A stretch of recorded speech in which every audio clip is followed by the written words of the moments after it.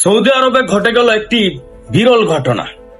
এই ঘটনাটা যতটা না ভয়ঙ্কর তার চেয়ে বেশি সুন্দর। না শুনলে আসলে বুঝতেই পারবেন না। আপনারা যে লোকটি দেখতে পাচ্ছেন তার কাছে একটি পরিবার এসে তার কাছে আলিঙ্গন করছে, তাকে চুম্বন করছে, তার কাছে ক্ষমা চাচ্ছে। আসলে এই তার ছেলেকে ওই পরিবারের একটি ছেলে হত্যা করে ফেলে।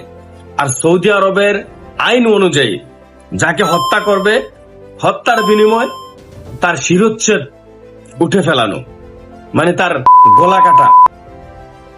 আর যদি এই আইন না মানে, পরবর্তীতে আরেকটি সুযোগ আছে। ওই পরিবারকে যদি লক্ষ লক্ষ কোটি কোটি টাকা দিয়ে তাদেরকে রাজি করিয়ে, খুশি করিয়ে তাদের থেকে মাফ নিয়ে আনতে পারে, তাহলে সৌদি বিচার বিভাগে এটাকেও মাফ করে দেওয়ার সুযোগ রয়েছে। আসলে ওই পরিবার থেকে অনেক টাকার অফার করেছিল, সয় সম্পত্তির অফার করেছিল। ওই পরিবার আসলে প্রথমে রাজি হয় নাই।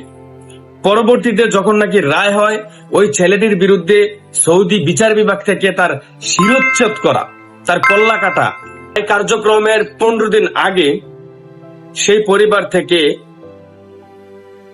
মৃত ছেলের বাবা ওই পরিবারকে কল দিয়ে বলে তাকে সে মন থেকে ক্ষমা করে দিয়েছেন। আর এই ক্ষমাটা করে দিয়েছেন শুধু মহান আল্লাহ তাআলা রাব্বুল আলামিনের রাজি এবং খুশি হওয়ার জন্য। আসলে একটি প্রবাদ আছে, ক্ষমা করা মহৎ গুণ। মানুষকে যদি ক্ষমা করতে পারে, এর চেয়ে বড় গুণ পৃথিবীতে আর কিছুই হতে পারে না।